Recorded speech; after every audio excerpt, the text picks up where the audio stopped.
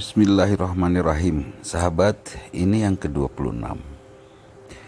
Menghadapi godaan atau tantangan apapun, kondisi apapun di dunia ini, jangan sampai apa yang menjadi keputusan kita terprovokasi oleh bisikan syaitan laknatullah, sehingga kita mengambil keputusan yang salah, bahkan mungkin kufur dari apa yang sudah ditetapkan oleh Allah. Kita putus asa, kita marah, dan lain sebagainya. Hadirkan keikhlasan pada diri kita. Siapa manusia yang ikhlas itu? Yang mampu mengatakan, Qul huwallahu ahad, Allah itu satu. Allahus samad, Allah itu tempat bergantung. Artinya, semua yang mempengaruhi hidup kita hanya Allah saja. Kita tidak akan dipengaruhi oleh apapun. Yang berpengaruh hanya Allah saja.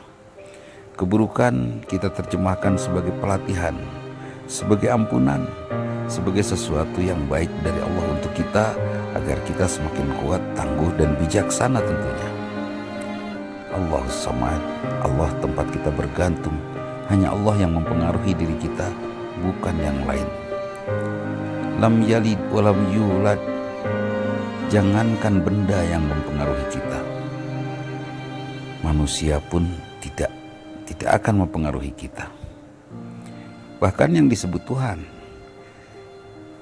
itu tidak punya keturunan dan bukan dari keturunan siapapun.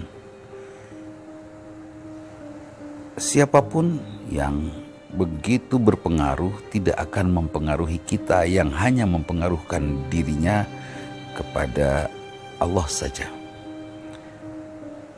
Luar biasa manusia ikhlas itu. Semuanya didedikasikan untuk mengabdi kepada Allah, dan yang mempengaruhi dirinya, karena memang kita hanya akan mengabdi kepada Allah, hanya Allah yang berpengaruh kepada kita, tidak akan yang lain. Walam yakul lahu kufuwan ahad, karena kita yakin tidak ada yang sejajar dengan Allah yang boleh mempengaruhi hamba ciptaan Allah ini. Kita ciptaan Allah yang maha agung, maha kuasa. Masa ada yang mempengaruhi yang lainnya? Masa ada yang lain yang mempengaruhi kita? Kita ciptaan Allah yang maha mulia. Masa ada yang mempengaruhi kita selain Allah? Tidak. Walam yakul lahu kufuwan ahad. Kalau semua sudah didedikasikan seperti itu, pengaruh hanya dari Allah saja, tidak dari yang lain. Yang lain harusnya mempengaruhi kita untuk melengkapkan dan menyempurnakan pengaruh Allah kepada kita.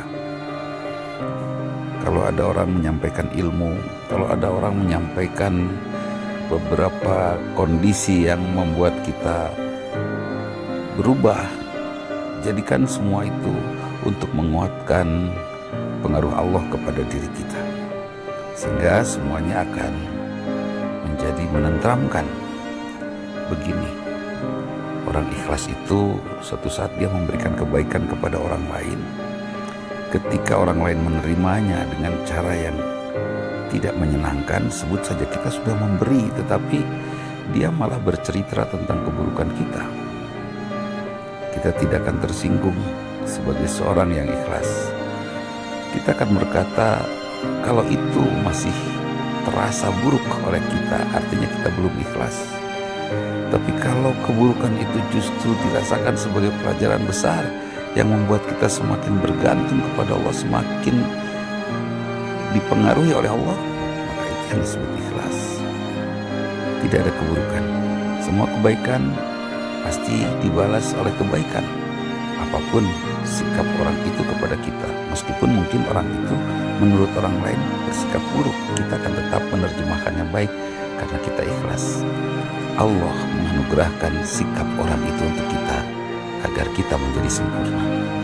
Ikhlas membuat setan laknatullah mati kutu untuk bisa masuk dan mempengaruhi jiwa kita. Itu saja majelis ke-26. Dudi Mentakin, aku qouli hadza wa astaghfirullah li wa lakum. Assalamualaikum warahmatullahi wabarakatuh.